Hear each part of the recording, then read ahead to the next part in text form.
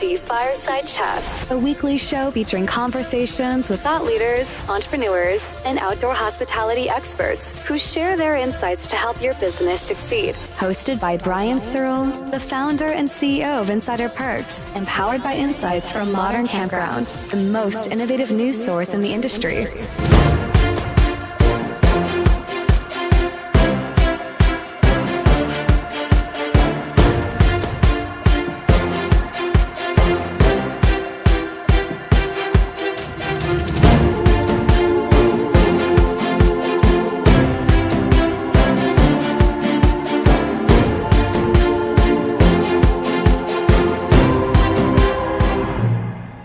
Sounds like it's about conservation. Hey everybody, my name is Brian Searl. We're at Insider Perks and Modern Campground. Super excited to be here with you live at OHCE, the Outdoor Hospitality Conference and Expo. See behind me, standing in the exhibit hall.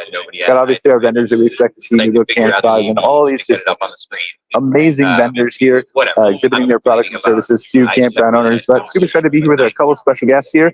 I'm going to go around the room here and let everybody introduce themselves, but we're inside the OHI Booth. I've had a good conference so far, like lots of educational sessions, award winners, all kinds of things to talk about with you guys. So let's start. We'll go around the room here. Guys, do you want to introduce yourself over here? I'm sorry to break up your conversation. We're doing a live show. Hey, everybody. I'm Scott Knipp with CRR Hospitality, Director of Growth and Development. And I am Greg Emmert, co-founder of Camp Strategy from Akron, Ohio. And just shout at us somehow, like, I don't know if that mic is actually working. I work for Ideal One Amusement Software from Meridian, blinking Mississippi. red. We'll figure it out. Hi, I'm Melissa Cummings from Camp Riverview in Concan, Texas, and Silver Thread Base Camp in Southport, Colorado. Hi, my name is Ashley. I'm from Connecticut. We own and operate a family campground out of Connecticut. I'm third generation and happy to be here. All right, so while we were talking in the background there, we're trying to figure out, I don't know if that mic works or not, so we're just going to use this one because it's yours is blinking red. I have no idea why. But also, there's puppies back here if we need to get distracted. So if anything goes wrong and you guys get bored or anything like that, we'll just show you puppies throughout the show. So I'm curious here, guys, like some of you have been on the show before, some of you are new here, first time. I'm just curious kind of if we can go around and just talk about like, what have you seen or done or accomplished at OHCE that has really kind of changed you, let's say for the better, and start that, right? Like leave it open for you. So do you want to, oh, David's there. What are you pointing? Like David sneaks in over my shoulder. So do you want to introduce yourself, David? Everybody? Sure. David Basler, Chief Strategy Officer for OHI. Hey, everybody. So David, we were just talking about, we're going to go around the room here and say a little bit about what OHC has changed people for the better for, right? Fantastic. So there was just do this one. That one? Yeah. Technology. Ready? Sorry, I was late. OHCE this year has just been incredible. The best thing that ever came out of it for me this year and last year when I was here was the connections and the friendships I made throughout the whole country. And we've stayed in touch ever since throughout the whole year. So super excited about that and excited to see the growth with the industry as a whole. Yeah, I think for me, one of the best things that I could think of is that I learned a lot of information in the sessions that I can take back and make real changes in my campground straight away to make it more profitable and to save money. Is there something, Melissa, that just really sticks out to you? Like it's something specific that you're like, wow, I would never have learned that without coming? Well, I think it's just several of the sessions were just gave me little tidbits and yeah, I can't think of one specific thing. I have them all written down, but several of the sessions just really had some good information. For me, there's a couple things. Getting to see and talk to operators and hear about what challenges we're facing and how to overcome them and work together on overcoming them is my favorite thing about this show. Two is the sessions and whatnot. I was in a food and beverage session yesterday that talked about the 3 rules. So any item on your menu should have 3 things on it. I thought that was an interesting. I had never heard that before, so that was fun. And then being able to share the things that we can do in the cashless environments. That's something that I love telling people about. Want me to answer this too? We'll come back. Okay. We're going to talk time. All right. A little biased. Fair enough. Yeah, I think the thing for me that I think was surprising, and it's not necessarily a 1-year jump, but it feels like a really big increase in the number of people, owners, operators, managers that are really starting to grasp the experiential side of outdoor hospitality. It's been growing for a while, but it seems like this year, everyone that I talk to and run into, the word experience and experiential is coming out of their mouth. And it's wonderful to see, because we can provide all the amenities, all the utilities, but at the end of the day, none of that provides an experience. That's up to you and your staff to come up with a creative way to differentiate your park and curate an environment that is very unique for that guest. Man, you do that, you're connected to it. So I was just really excited to see and hear that from so many different owners and operators. It's been a great show. I love what you said there about that, and I love the connections piece too. I couldn't agree more with that. I really think that I'm fortunate enough. This is my 4th OHI, and I know that there have been people who've been coming well longer than that, and there's a lot of people who's like the first year, but 4 years feels like it's like that homecoming. Like I'm seeing all the familiar faces, and the conversations get deeper. And the first time you meet folks is always that, hi, I wonder how we can collaborate, how we can help each other. But now the conversations are just so rich. One of the things that's always so good about this group and this event is there really is open idea sharing, and even competitors sitting down and having open conversation about the challenges and the barriers. And it's so easy to think that you're the only person on an island facing that issue. And then you come to an event like this and you realize I can think this out with colleagues across the aisle and with people. So that's very refreshing. Favorite thing of Should I introduce myself as well? I'm Hugh Mickle, the Engineered Systems Sales Director for a manufacturer of wastewater treatment systems. The company is Infiltrator. But this is my 5th conference. First one that I went to was in Knoxville back in 2019. And we were welcomed immensely by folks, because there's not an easy answer when you think about wastewater and a campground. And we manufacture systems that can be used for septic systems on a small scale, all the way up to manufactured wastewater treatment plants like a small town would have, but on a smaller scale. And as I talk, I'm a civil engineer and a PE, but as I talk to campground owners around the country, they struggle with trying to find answers on how to deal with the wastewater. Whether you bought a camp with an existing system, or a campground and you have expansion plans, or you have a raw land and you want to develop a system, it always is a struggle to figure out what to do. And what I share with them is job number 1 is to see if you can reach a municipal sewer. That's always the cheapest way to go. If that doesn't work, then reach out to somebody like us and we can help you through the process. Engaging a land surveyor and a wastewater engineer in the form of a civil engineering firm as early as you can is really smart. They can look at the land you have and take a look at the contours and the hydraulic profile of the system, and then give you options and budgetary costs on ideas. There are lots of answers out there. You just have to find them.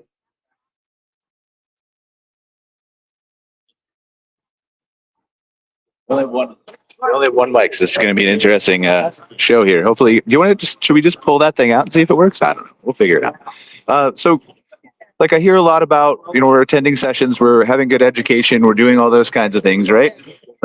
Let's talk about the expo for a second. Then I want to go to David and talk about, the strategy and how all this stuff kind of came together.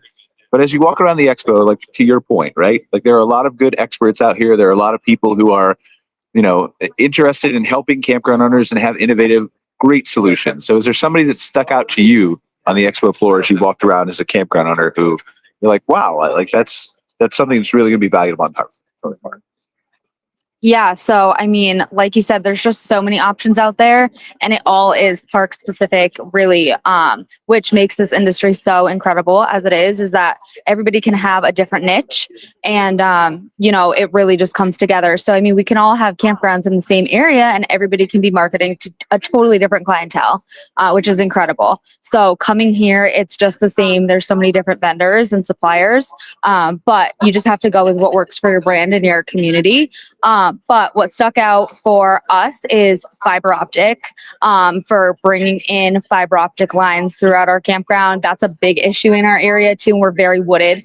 So trying to find those Wi-Fi solutions or entertainment solutions in that regard, especially for us personally, trying to incorporate longer stays and more long-term guests. They work remotely and all of that. So they really need that connection. So seeing suppliers like that really stuck out to me too, to bring back to our team. Yeah, and for me, almost every year I come to the expo with a list of the people I want to see and the products that I know I want to buy. But for some reason this year, we just didn't have an agenda. I didn't have an agenda for the expo. One thing I really like is that this year the expo was open on all the days. So I could step down after a session and take a look around and kind of get an idea. Okay.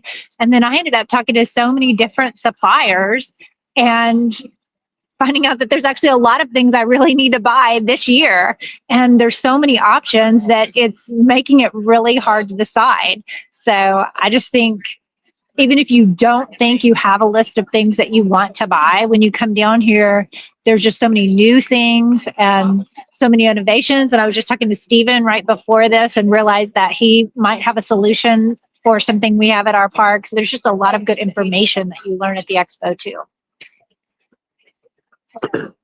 For me, I have a little different perspective as a supplier or vendor. I attend shows and I usually never get a chance to see any of the education sessions. So one thing I think that is semi unique to OHI, I haven't really seen much other places, and it was, last year's a similar, is that education sessions and the expo hours don't overlap in all cases. So I was able to attend sessions and do those things and still be able to be in the booth and provide information to operators.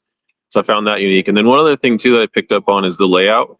The layout isn't your standard grid, so you get to see a lot more. It's more open, and I feel that's adding to the vibe and the open environment that everyone is preaching to each other and the collaboration that it creates. Okay, I'm going to be that nitwit that says I didn't hear the question because you're all the way over there, and I've been trying to decipher what the question was as it came around, and I was like, yes, A vendor that's really stuck out. A vendor that has really stuck out to me. Yep. Can I say insider perks? I hate, so I feel like such a homer for saying this, but I stopped by and demoed the call bot and was like completely blown away by that. And I'm not going to tell the goat story. All right, I'll tell the goat story. I tried to stump Brian's chat bot by asking it questions about my family of goats that I was going to bring to his park, and it answered flawlessly. They can't play pickleball. They also cannot be, there was something, they can't be in the Gaga ball pit, and they shouldn't eat the landscaping. And even when I tried to interrupt her and tell her that I was really upset about it, when I apologized and said I was sorry for interrupting her, she told me that's okay. Sometimes you have a bad day. And well, okay, can I go back to answering your questions? So that was, that one was, it just stands out to me. So I say shameless promotion for you guys, but it was great. Yeah. Maybe I don't. It is incredible technology, and it's something that's been talked about for years. Like, when is this actually going to enter a functional stage? And congratulations, guys, you did it. The other thing I'll say, I'd be remiss not to give a shout out to some of our industry partners. CRR is a hospitality management group. So we have, we partner with CampSpot, with Tango, with Access Parks. We've got a lot of great partners here. I'm glad to see some landscape architects here this year. We get lots of the rec toys and the tiny homes and stuff like that. Landscape architecture is such an important part of what we do, and it really sets the tone for a park. And I've saw more vendors filling that gap. So glad to see. And wastewater. I would like your card. We're gonna talk about wastewater. I promise. I want to go to David just in case, because David's a super busy man, right? I want to make sure you can head out if you want to head out. But I'm here. So David, you and I were talking the other night. I think I want to start here if you'll indulge me, right? You and I were talking the other night about some of the adjustments that you've made to the show and to the expo. You're always looking at analyzing it, always looking at ways that we can make it better for the attendees, for the exhibitors, for everybody that's coming here. So you want to talk a little bit about some of the adjustments you've made and why you think they're better? Sure. one of the things that made me smile as you guys were all talking was that you were hitting on some of the things that we made the changes for and exactly why we made the changes, which is great. One of which was what you said, Melissa, about being able to come down from the sessions, hit the expo a little bit, then go back to a session. You know, we've never done that before. It's always been education sessions, and then expo. And everybody, the feedback that we got was everybody kept telling us that they felt rushed when they got onto the expo floor. They've got that list that you were talking about. And like, you walk onto a big floor like this and you're like, oh God, where do I even start? Right. So by having it split that way, where the sessions were happening at the same time as the expo, gave people that opportunity to come down and have more casual conversations, but also have more in-depth conversations with people and not feel like they had to rush, right? The hosted buyer program helps with that as well, obviously, because you have that dedicated one-on-one time, but that's probably the biggest thing I think that I can think of. But did that answer your question, hopefully? Yeah. I think so. Sorry, we just have one mic here, so I'm just going to. No, that's okay. That's okay. I have no idea how to run technology for anybody who knows me. So, I think, David, maybe there's a chance here to set an appreciation for all the hard work that's gone into this with your team. And I want to talk about the education in a second, right? But like, if you look, like, even if you spin around, Lisa, like, this is obviously isn't, something that OHI sets up. But if you look at like the extravagant booth that like New Book has set up, and you think about the process that has to come into place just to get all that material here, to set all that stuff up, to, ladders and cranes and couches and all kinds of things, right, that they have over there, and then multiply that like 150x. Yep. To get all the stages and setups and curtains and 200x. Okay. Yep. My math is off too. Not good at technology. To figure out where you were going. Not good at math. Yep. But so if you look at all that stuff and all the setups and everything else, like, explain to us like the sheer amount of work that goes into providing such a briefly, right? How much time do we have, Brent? No, we have an hour. Like, all right, Greg's just going to talk about my company. The first thing I would say is, we've been talking about community the whole time we've been here. What he was just describing is part of the community, right? The OHCE doesn't happen without the campground owners coming to the show to learn, to network, all that kind of stuff. The expo doesn't happen without the attendees being here, because without them, the exhibitors won't show up.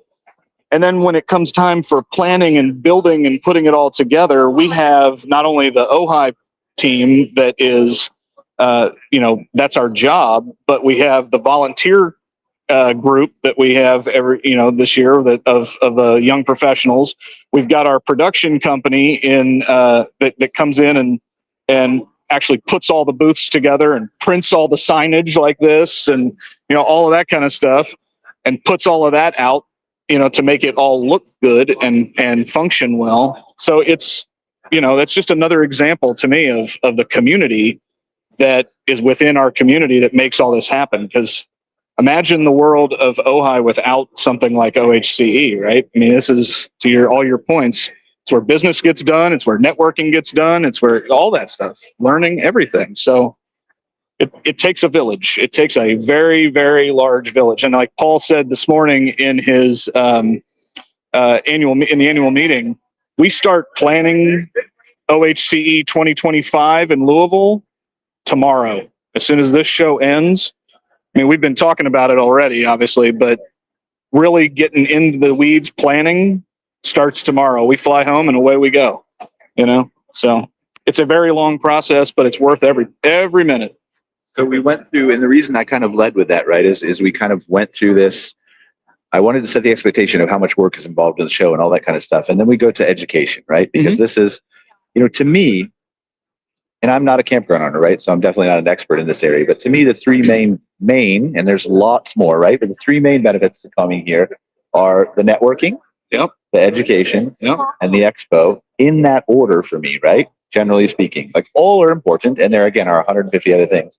But to me, the networking, that camaraderie, because you also get education from networking, right? Sure. So talk about your education and the things that you put together here that, like, we're in an age where, like, ChatGPT, right? You can ChatGPT things, but you can't learn from experts on ChatGPT the way you can here. So why is it so critical for park owners to understand what you're doing? What's the thought process that goes into that? How do you put it all together? Sure. Well, I mean, for starters, all three of those things that you just mentioned are a critical combination, right? The thing I think that makes OHCE so successful for the people who come here is the variety of learning opportunities and the variety of networking opportunities, right? Look at what's happening behind us right here. We bring puppies in. It sounds kind of weird to some people when they first hear about it, but when you look around, you know, it's kind of thinned out here right now, but there were 150 people here petting puppies 30 minutes ago, right? And networking with each other. And it was kind of like Vital Germain's keynote when we all put the red noses on during the keynote and let our guard down, right? Whether it's a red nose or a puppy in your arms, you're letting your guard down and you're just enjoying each other, right? It doesn't matter who you voted for yesterday. It doesn't matter where you're from. It doesn't matter any of that. You're a campground owner with a puppy in your arms and it's just, hey, we're connecting. Look at that, right? But then it also has a lot to do with the types of education and the types of networking. So we had one of the pieces of feedback that we got after last year's receptions that we had. They were both people said they were too loud. We couldn't actually network, right? So the one that we had on Monday was a session or a reception that was a little more on the quiet side if you wanted to, right? There were noisy parts of it, obviously, where people were having fun and dancing and whatnot. But if you wanted to step aside and have networking opportunities in a fun scenario, you had that opportunity. Now, tonight's is going to be a party. There'll be some networking opportunities there too, but tonight's is going to be fun. So different networking opportunities, whether it's puppies or receptions or whatever it is. Learning opportunities, we've got the standard breakout sessions, keynotes, plenaries, that kind of thing. We've also got workshops that are longer sessions that are more in depth and hands-on. We've got on both sides of the expo floor, we've got what we call Fireside Chats that are little small groups, almost like TED Talks where people can share ideas. It's not a sales pitch or a long session. It's intended to be sharing of a best practice, sharing of an idea, and getting campground owners talking with each other, right? Instead, we did the campfire sessions that were bringing small parks together and medium parks together to have conversation and share ideas and all that kind of stuff. So hopefully all of those things you guys had an opportunity to experience and get value out of.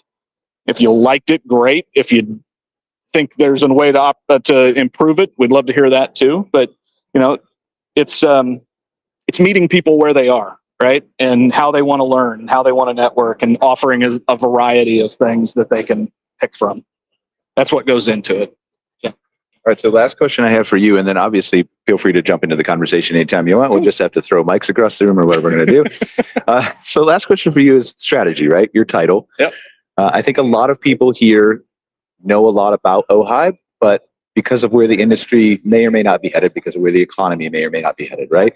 We just had an election. What does the future look like? Not for your organization necessarily, although you can touch on that. You want to hear that, right? Mm-hmm. But the industry as a whole, what do you see the outlook as that for in 2025? Well, I mean, if you want to talk data specifics, I mean, the data shows that the future in 25, 26, and 27 is going to probably be a flat to slight incline in 25, more of an improvement in 26 and 27. If you're talking outside of data and just the growth of the industry from a OHI perspective, we, since launching the brand, have not grown this fast in the entire time I've been with the organization. There's so much excitement out there of people who either hadn't heard about ARVC prior to us changing the brand, and we're talking with new campground owners every day. And Maris, right behind us here with the puppy, is our new membership experience senior manager of member experience, and she's been with us for 45 days. And in that short span of time, we've brought on 32 new members and 20 new associate members. For us, that's, when you look at past growth trajectory, that's awesome, and that's only just the first 45 days. So for us, the future is not only growth, but excitement of the people who are coming on. They're excited about the brand. They're excited about all the stuff that we've been talking about here. So Good answer. Yeah. I mean, I can't. Yeah. I mean, I'm excited for the future too. I've talked to, Greg and Scott on multiple calls, and I haven't talked to you guys as much, obviously, but like I think we're all excited for where this is headed, right? We see we put out the research reports for Modern Campground, and we talk about like how we see the best of, searches going up. We see luxury RV resort interest going up, and so I think there are segments that are moderating and adjusting, but overall, I'm excited for the future of the industry too. Yeah. in answer. Yeah. So add to my answer. The other thing that really excites me about this industry and the OHI community specifically is the young professionals group, which I'm sure A-Dog here, Ashley's going to talk about. But I seriously, I mean that. Like this is a group of extremely passionate young people who are in this industry, either as owners or managers or whatever, and they're going to be around for a long time. This is the future of our industry right here. Right? They're learning from the people who have been in it for a while, and they're just super excited. Years old. I'm older than that. But you know what I mean? It's refreshing to see so many young people, not just in the young professionals, but just like look around. I was late to this session actually because I was connecting someone who's new to the industry, who's just gotten in, and she was telling me about how she and her husband are looking to buy a park and what their mental strategy is around how to do that. And I said, I know exactly who you need to talk to. Somebody I know who did that almost exact same thing. Let's go connect you. So that's where I was. I was over connecting the dots for them, and then I was late for this. But I mean, it's just exciting to see young, new faces in the industry. Talk about the young So go for it. Yes. All right. You ready? Yes, so thank you. Thank you, David, for always having our back. But I am very proud of our committee. I'm the chair of the Young Professionals Committee through OHI. And we just have seriously the best. We had our annual meeting last night and honestly came into it and didn't know what to expect. We didn't know how many people were going to come to it or anything. And we had over 50 people at our meeting, and the energy in that room was unbelievable. It was just too good. So it makes me very, very excited to see where this goes. I grew up in the industry. And like I said to them all last night, I said, we come in here and we're from all across the country, all different. I mean, some of my closest friends here now work in corporations, they're managers, their family, it is across the board. But in the room together, we automatically have something in common with every single person in that room. So I think it is just such a cool experience, and to really see the energy and passion that so many of our young professionals have coming into this is just setting us up for so much success in this industry. So we're really trying to get out there and make the older generations, the ones that have been here for 20, 30 plus years and have so much to teach us. We're hoping to be able to teach them some too, and just work together and just create, because community over competition always is what we always say. So it is just top tier, and I'm just so proud. Yes. Oh, of course. Yes. Yeah, I just wanted to kind of bounce off both what David and Ashley were saying, that, well, I've been a member of this group since 2016. When I came on board, since I came on board, the last few years, there's just a growing energy, diversity of thought, diversity of business models, and young people really getting involved in this community and giving us some really great ideas. Whereas then people that have been in it a little longer can also bring something to them. And I just think I'm just so overwhelmed at how this industry has shifted since COVID. And I think everybody got really worried in 2020 that all the corporates were going to buy all the small parks and there would be nothing, but it's not. It just made this whole new opportunity and diversity, and it's just amazing. Yeah.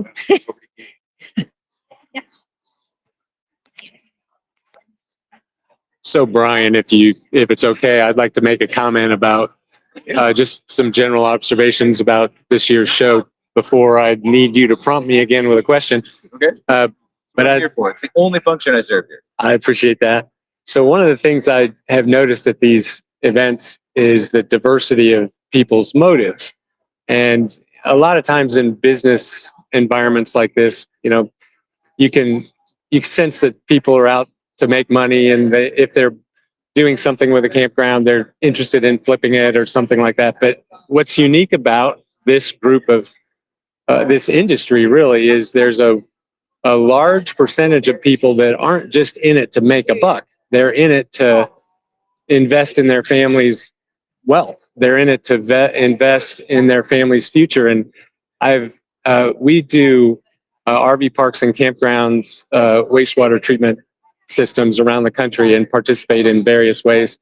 But it's interesting that so many of the people we meet, they want to invest and be able to do it long term. They want a good revenue stream. They want to make smart financial decisions, but they're not in it to flip it. And in many of the other construction industries in the U.S., it seems like there's lots of that mindset. So it's a cool group to be around. I've had the fortunate experience to go to some state shows, but this national event is by far the best. And it's cool to meet people like you. And my vintage, I'm 62 years old. I come from the 80s, and back then, there was a big chunk of people in the 80s that it was all about the buck. It was the Wall Street generation. We just wanted to flip it and make a lot of money. That wasn't me, but I remember observing that a lot. So it's cool to meet all you younger folks and see that you're not in it for the short term. I'm not younger. David already established that. You all look much younger than me. So thanks for having great motives and being involved in this. I think I'd like to briefly tell us, the question was, briefly tell us about your company, kind of what you do, why you're here, why you're interested. I think we've got a good group of 4 people here, right? You're a vendor too, right? Just who have products and services and are interested, in what you're talking about. Yes, of course, we're all here to make money, right? But we're here to also help and to contribute and to give back. And by doing that, I think that we make the industry better as a whole, right? And then obviously we make money as a result of that, but that's maybe not the only driver. Right. So yes, and that's a great point. Having a strong financial plan and model and then getting those results, that's a great thing.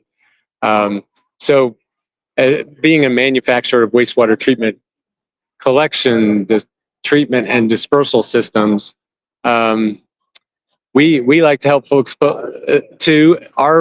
The financial cycle for us is very long term. We talk to people very early on, and sometimes it takes 3, 4, even 5 years before somebody is actually purchasing equipment from us, and we're good with that. So we take a great pride in offering up a lot of free resources up front, and we work most closely with the civil engineering firms and those folks. But if an owner approaches us and is spitballing, if you will, and just has lots of different ideas on how to expand or fix or whatever he's trying to do, we'll jump in and we'll help him. And we actually have boots on the street all around the country. We have about 40 territories around the country where we have local folks that can run out and help assess something. We just talked to somebody at our booth that had at least a 60-year-old concrete tank system. And he was in the process of trying to figure out what he's got so he can add another 30 or so spaces to a 90 space facility. And those are tough answers. And you don't have to spend much money up front if you know what resources to go tap. So. Same question. Okay, great. So CRR Hospitality, we are primarily a third-party management solution. So our goal is to take care of all of the headaches that generally would fall on the owner. So what do you do when you're to find a general manager, staffing your resort, finding talent, doing financial statements, procuring items? So we really try to take all of the hassle off of the owner and manage the asset. We also do consulting services to help people get off the ground. I really appreciate what you said, that this is, I mentioned earlier about ideas sharing and collaborating even with competitors. And as you said, there's such an interest in in people doing this and doing it right, that actually, if you go to crrhospitality.com, there's a spot where you can submit us information. One of those options that I've created is just, where do I start? Because there's so many folks that just don't know that next step. Okay, I have some land I'm looking at, but what do I need to do? And as somebody that's just done 20 years in hospitality, I love talking with people about the projects. And if I can keep somebody from making the same missteps that I've made or I've seen companies make, then by God, I want to do that all day. So there's such an opportunity, even when you're not signing the contract and getting the deal done, to have a positive impact on somebody's development and livelihood and family. And so there are those strong roots that you feel in this industry that you don't feel in a traditional real estate space. So one of the reasons I love and passionate about this industry. Right on, man. This is why we are podcast pros, because we are right along that same line of thinking. And it's that, where do I start? That is almost exactly why Camp Strategy exists. Because if you're going to build a park, buy a park, where do I start? You start with somebody like us. I need to review my finances. I need a working budget. I come from an owner operator background. We had no idea what we were doing when we bought our campground, and it took a really long time to figure it out. We could have used a lot of help. So we learned a lot over the years, made a whole bunch of mistakes, and that's now, we use that knowledge, my mistakes, my partner Jeff, his mistakes. We use that to educate people and advance their business, whether it be due diligence on a park they're going to buy, or evaluation on a park they're going to sell, or a market study through a partner that we have.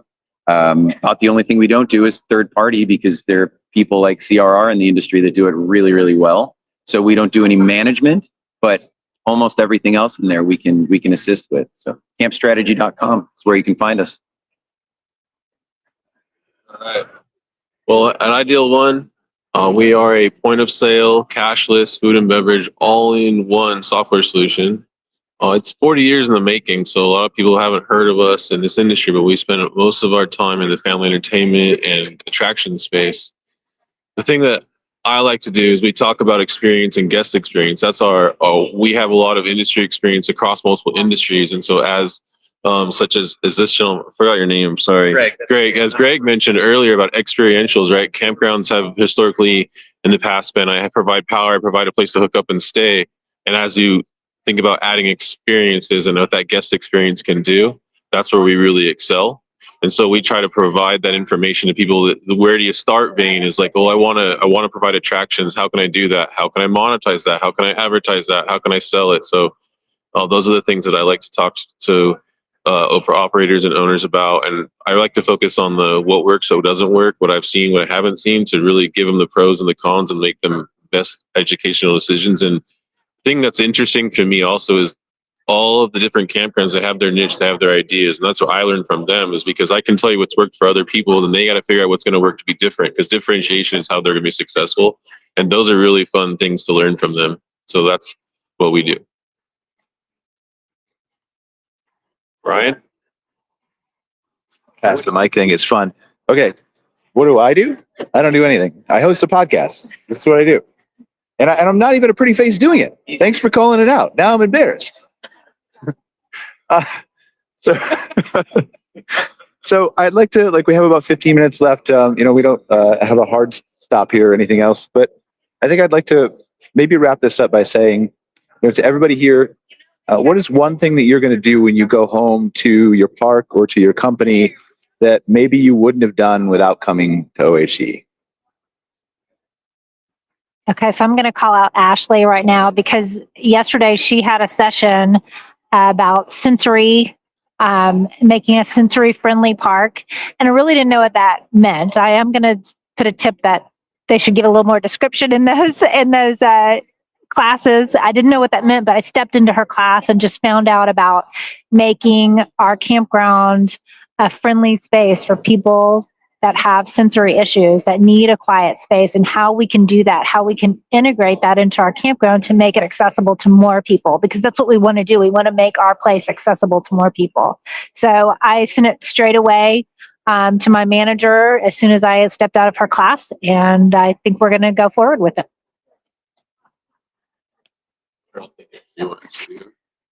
All right, I'll start. So it might sound self-fulfilling, but I see it differently.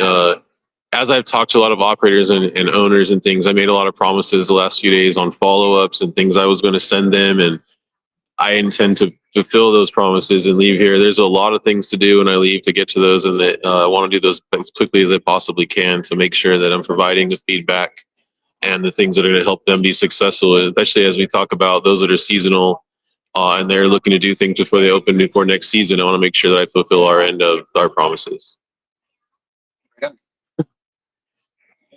I think it's not just basic though. Like it's right. If you don't do that, then what happened while you were here? Yeah, you're stuck. And I think it actually ties really well into what I always try to come away from here, which is just the continued momentum. Because when you're here, it feels like, holy cow, you have so much momentum. There's so many great conversations. You meet so many people. Then to try to stay in contact with those people and stay in front of the clients that maybe said, hey, I might be kind of interested. And that's really hard because I want to go home and I'm wrecked after these things. They're exhausting for me. So I want to go home and sleep for a week, but I've got to go home and maintain the momentum and keep this going. And I hope everybody else does too. It sounds like there've just been so many positive interactions that I hope everybody leaving here goes home and just carries the momentum from the show and the expo on. And just takes that forward into next year. I completely agree. It always feels like that, when you take a long road trip and you've driven for 8 hours and you've had the Red Bull and your mind is reeling, but your body is like, I cannot wait to go to bed. That's how I leave these conferences, because you get all these great ideas and these things you want to do. And I mentioned earlier that it's so easy to get tunnel vision, right? And it's refreshing to have that broken down and be like, okay, we don't live on an island. And, all of us we're all sitting here because somebody came and grabbed us by the arm and said, hey, come talk. But we're here because we want to drive the industry forward, right? We want to share our ideas. We want to contribute in the ways that we can. What I'm going to do, and I think this every time I leave an OI, I'm going to talk with David because I appreciate these opportunities to intentionally offer thought leadership in the organization, to learn from others in this industry. But I always leave with a deep appreciation for the organization that puts it together. And I think about how can I get more involved? How can I contribute at that organizational level? So my initiative is to see how I can contribute to national OHI, but also with my state. I'm in the state of Georgia and I don't know much about our association. And so I'm going to find out who I need to reach out to and what I need to do to grow Georgia. I was going to say it's a two-way street, right? Because you are appreciative of us for putting this on. I'm appreciative of you because we couldn't put it on without you, right? So it's a two-way street. And when it comes to whatever state you're in, whether it's Georgia or Ohio or Connecticut or wherever, we've said it multiple times on this at this event. It's important that you are involved with both your national and your state association. Georgia has a state association. Happy to put you in touch with Bobby down there in Georgia, and you guys can connect. It's the way it should be done. So, yeah. Thank you. Yeah, no problem. I mean, I think I don't have too much else to say from my side, but Ashley, I know you need to go in a second. And then I want to maybe finish up with you, David, just with some final thoughts. Does that work? You can't hear. I can't yell into the microphone. Okay, we're going to talk to Ashley, and then we'll talk to David. Yeah, so I'm going to go back to what everybody kind of touched on about just taking the momentum and running with it and just keeping that energy just going throughout the whole rest of the year. For us, we're in Connecticut, so we have a seasonal park. So we're closed in the off season, which we're still all there. So, I mean, it just really is shifting gears. There's no downtime per se, but it's just shifting gears. So which is why conference is just such a great time this time of year, because then you can take those ideas, run back home with them, take them to your team and your family and just go with it. And all the planning that goes in, exactly like you were saying. I mean, we're well into planning for next season and all of our events and whatnot. So just kind of taking all of that, going with it, and just bringing it back to our team is just so important. And also I'm going to touch on Vital's keynote because he was incredible. such an incredible speaker.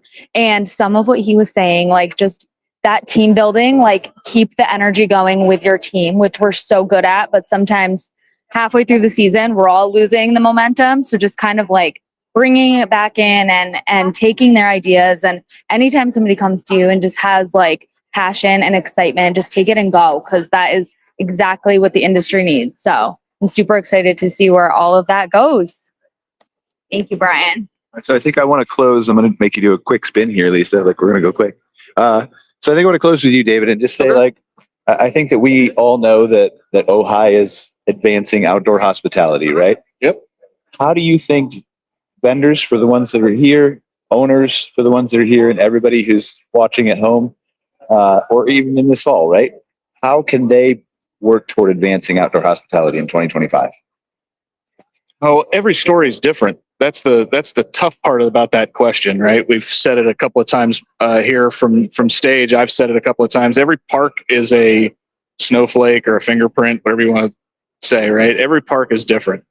We've all got our separate ways of doing things and best practices for things that we've found that work that we can share with others. But I think the one way, regardless of how a park might be different from another park or a business might be different from another business, we all have the one thing in common, which is the community aspect of it. I think the one way that no matter who it is can improve in 2025 is keep that community going, right? Whether it's the national level, at the state level, both, it's connecting with other members of the community and learning from them and sharing with them and telling people about it too. That's the other thing. I mean, literally there are, just to put some numbers to it, I mean, OHI has roughly 3,000 members, right?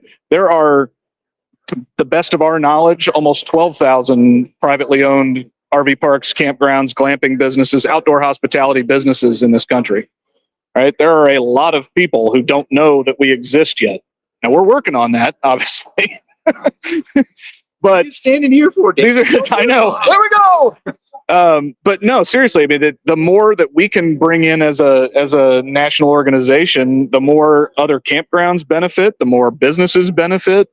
So that's what I would say is when you go home, talk about what you're learning at OHCE. Talk about the community aspect of OHI with your friends and people who you're close with who maybe aren't as energized and connected as you are, you know? So yeah. It's a pretty good answer. Anybody have any final thoughts they want to say before I wrap it up? Or you guys good? All right.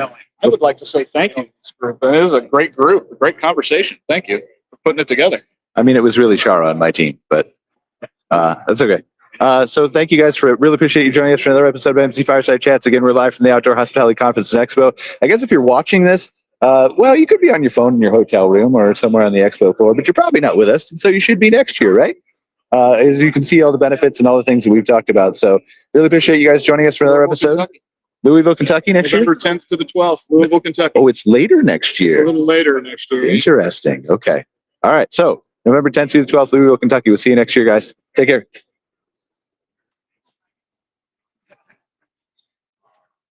Thank you.